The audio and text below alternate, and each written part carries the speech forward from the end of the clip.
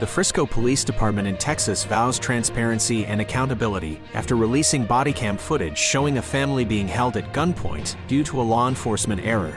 The officers mistakenly pulled over a black Dodge Charger, believing it was stolen, but later discovered a license plate entry error.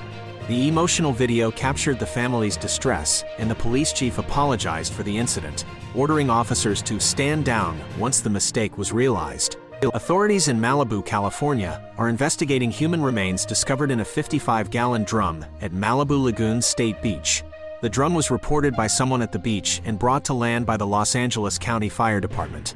Homicide detectives responded to the scene, but details about the remains, including gender, age, or possible cause of death, have not been released yet. And Florida Governor Ron DeSantis revealed his economic agenda, titled the Declaration of Economic Independence, which focuses on severing economic ties with China and opposing President Joe Biden's policies. The plan includes promoting domestic energy sectors, slashing federal bureaucracies, banning individual stock trading by Congress members and officials, and working with the private sector to develop vocational and apprenticeship programs. DeSantis aims to achieve 3% economic growth and eliminate waste in government programs through his proposed initiatives. A man attempted to enter the Margolin Hebrew Academy Feinstone Yeshiva of the South in Memphis and fired shots outside the school. Police stopped the suspect's vehicle, and he was shot after exiting with a gun. The suspect, who is Jewish and a former student of the school, is in critical condition. Authorities are investigating the motive, including whether it could be a hate crime.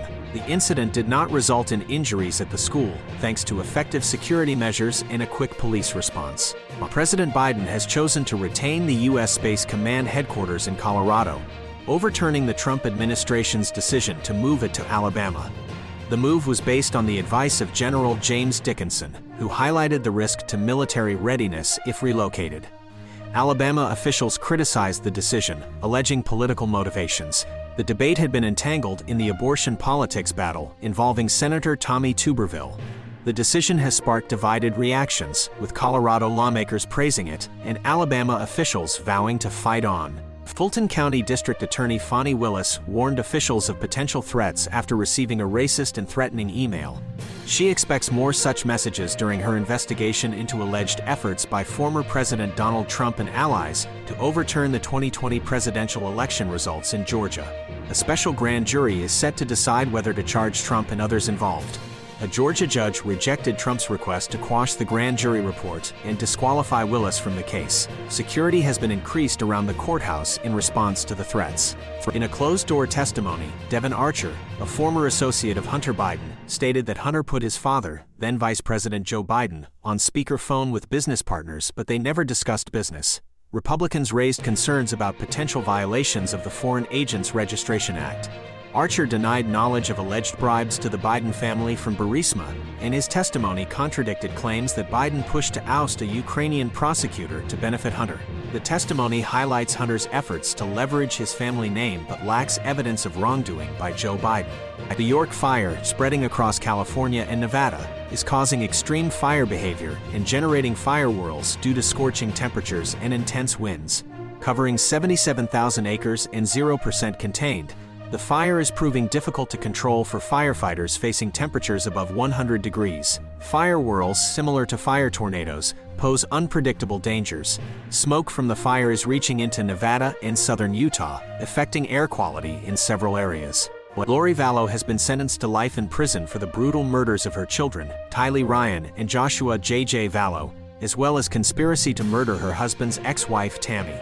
The case involved a doomsday cult, mysterious deaths, and a dramatic transformation of Lori's image from devoted mother to convicted killer. Despite her late attempt to defend herself, the years of silence led to her fate being sealed. A hit-and-run incident at a Walmart in Lincoln County, North Carolina, left 6 migrant farm workers injured with broken legs, ankles, and concussions.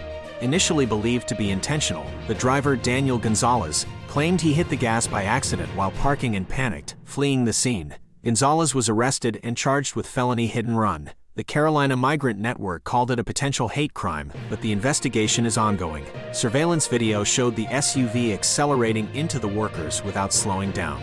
In Maharashtra, India, a Railway Protection Force constable, Chetan Kumar, opened fire on a moving train from Jaipur to Mumbai, resulting in 4 deaths, including his colleague. He was arrested after pulling the alarm and jumping off the train. The investigation is ongoing, and the reason behind the shooting remains unknown. Victims are being identified, and compensation will be provided to their families.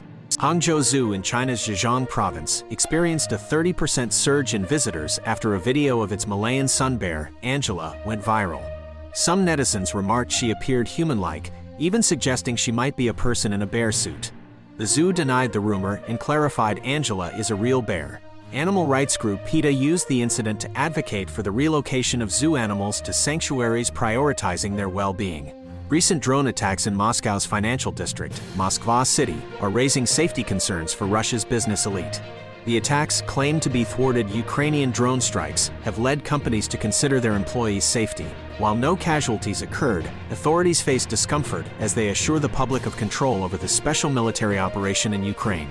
Tech giant Yandex has already asked employees to vacate offices at night. Similar incidents targeted other high-profile locations in Moscow, emphasizing the need for increased protection measures. Drone footage reveals the devastation in Staromayorske, a tiny village that holds significant symbolism as Ukraine's latest gain in the counteroffensive towards Mariupol. With almost nothing left standing, after bitter battles, Kyiv's forces struggle to defend the recaptured ground against Russia's artillery. Persistent shelling continues to pose a peril, and Ukrainian troops face the challenge of exhaustion and Russian air power. Despite small advances, the threat looms large, hindering the hoped-for faster pace of progress. Myanmar's military has pardoned Aung San Suu Kyi on 5 out of 19 charges, reducing her jail term by 6 years. However, she will continue to be held under house arrest after the coup and crackdown on opponents of military rule. The junta also postponed the promised election and extended the state of emergency, further prolonging the crisis. Suu Kyi, a Nobel laureate, denies all charges, and her party rejects accusations of election fraud.